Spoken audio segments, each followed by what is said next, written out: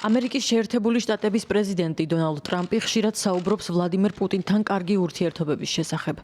თუმცა სულ მალე გაირკვევა, სიმართლეა თუ არა ეს. ვლადიმერ პუტინმა ხუთშაბათს 13 მარტს მხარი დაუჭირა ცეცხლის შეწყვეტის შეთანხმებას, მაგრამ იმ შემთხვევაში, თუ გარკვეული პირობები შესრულდება. მან არაერთი ისეთი პირობა წამოაყენა, რომელიც უკრაინისთვის მიუღებელი იქნება.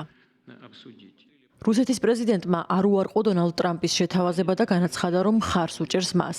თუმცა დასვა კითხვები. როგორ იქნება გამოყენებული ეს 30 დღე? გაგრძელდება თუ არა უკრაინაში მობილიზება და მიაწვდის თუ არა დასავლეთი იარაღს მას? ეს ლეგიტიმური კითხვებია, თქვა ვლადიმერ პუტინმა და დაამატა, რომ ეს საკითხები ამერიკის შეერთებულ შტატებთან უნდა განიხილონ. კონფერენციაზე რუსეთის პრეზიდენტმა ისიც თქვა, რომ უკრაინას ცეცხლის შეწყვეტა მხოლოდ იმიტომ სურს, რომ რუსეთმა კურსკის რეგიონში მნიშვნელოვნად წაიწია წინ და სრული კონტროლის დამყარებამდე სულ ცოტა დარჩა. მისი თქმით, ცეცხლის შეწყვეტით უკრაინას ამ პროცესების შეჩერება სურს.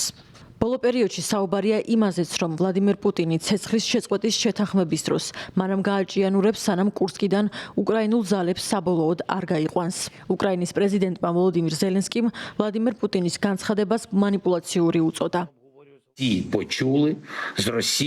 ყველა მოისმინა ძალიან პროგნოზირებადი და манипуляციური სიტყვები რუსეთისგან ფრონტის ხაზზე ცეცხლის შეწყვეტის იდეის შესახებ. მოცემულ მომენტში პუტინი ემზადება, რომ უარი თქვას შეთანხმებაზე.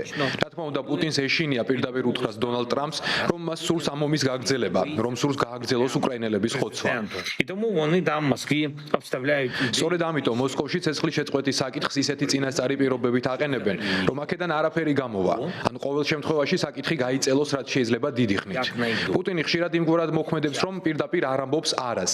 არამედ იმის მიღწევას ცდილობს, რომ გაწელოს პროცესები ისე, რომ საკითხის ნორმალურად გადაწყვეტა შეუძლებელი გახდეს. ჩვენ არ ვაყენებთ ისეთ პირობებს, რაც ყველაფერს ართულებს. ამას რუსეთი აკეთებს. როგორც ყოველთვის ვამბობდით, ერთადერთი ვინც პროცესებს წელავს, ერთადერთი ვინც იქნება არაკონსტრუქციული, ეს არის რუსეთი. მათ სჭირდებათ ომი. პუტინმა მშვიდობა წლობით მოიპარა და ყოველდღიურად აგრძელებს ამ ომს. შეერთებული შტატების პრეზიდენტმა დონალდ ტრამპმა აღნიშნა, რომ უკრაინასთან საბოლოო შეთანხმების ყველა სხვა დეტალი განიხილეს. მისი თქმით, უკრაინულმა მხარემ ნატოში გაწევრებაზეც ისაუბრა. ტრამპი ამბობს, რომ ახლა რუსეთის გადაწყვეტილებას ელოდებიან და თუ ის შეთანხმებაზე უარს იტყვის, ეს სამყაროსთვის დიდი იმედგაცრუება იქნება. კითხვაზე აქვს თუ არა მას რაიმე ბერკეტი, რათა აიძულოს რუსეთი დათანხმდეს ცეცხლის შეწყვეტას, ტრამპმა თქვა, რომ აქვს, თუმცა დეტალების განხილვა არ ისურვა. ანალიტიკოსები ფიქრობენ, რომ პუტინს მტკიცედ აქვს გადაწყვეტილი წამოაყენოს მაქსიმალისტური მოთხოვნები, სანამ ცეცხლის შეწყვეტას დათანხმდება, რაც სავარაუდოდ მოლაპარაკებებს გაახანგრძლივებს. როიტერსისა და ბლუმბერგის ცნობით, რუსეთმა ეს მოთხოვნები ამერიკის შეერთებულ შტატებს გაუზიარა, რაც შეიძლება მოიცავდეს უკრაინის დემილიტარიზაციას, დასავლეთის სამხედრო დახმარების შეწყვეტას და კიევის ნატოს მიღმა დარჩენის ვალდებულებას. მოსკოვმა ასევე შეიძლება მოითხოვოს უკრაინაში უცხოური ჯარების განლაგების აკრძალვა. ყირიმზე და 2022 წელს ოკუპირებულ 4 რეგიონზე რუსეთის კონტროლის საერთაშორისო აღიარება. რუსეთის პრეზიდენტმა შესაძლოა წამოაყენოს ის მოთხოვნებიც, რომლებზეც 2021 წელს საუბრობდა, რაც მხოლოდ უკრაინას არ ეხება. ერთ-ერთი ასეთი მოთხოვნაა ნატომ შეწყვიტოს იარაღის განთავსება იმ ქვეყნებში, რომლებიც ალიანსს 1997 წლის შემდეგ შეუერთდნენ.